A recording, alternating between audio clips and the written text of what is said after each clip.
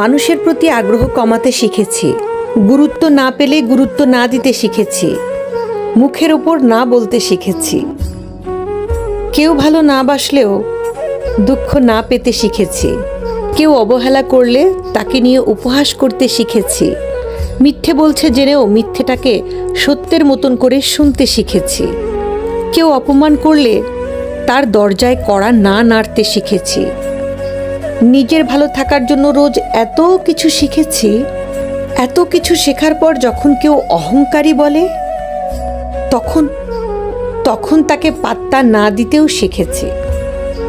দিনকালের সাথে সাথে নিজেকে আপডেট করতে হয়, নিজের মুড চেঞ্জ করতে হয়, নিজেকেও ভালোবাসতে শিখতে হয়, নিজের দায়িত্ব নিজেকেই নিতে হয়। কারণ দিন শেষে নিজেকে একাই স্বাবলম্বী হতে হয়। কে কি ভাবলো, কে কি বলল, এর চেয়ে বড় কথা হচ্ছে আমি ভালো আছি কি না, এই প্রশ্নটা নিজেকেই জিজ্ঞেস করা। আর যদি উত্তরে আসে হ্যাঁ ভালো আছি, তাহলে আপনি ঠিক যেমনটি চলছেন তেমনিই চলতে থাকুন। আর যদি উত্তরে আসে না ভালো নেই, তখন নিজেকে একটুখানি আপডেট করতে হবে, নিজের ওপর একটু গুরুত্ব দিন। কারণ একটা শান্তিপ্রিয় জীবন আপনার কাম্য।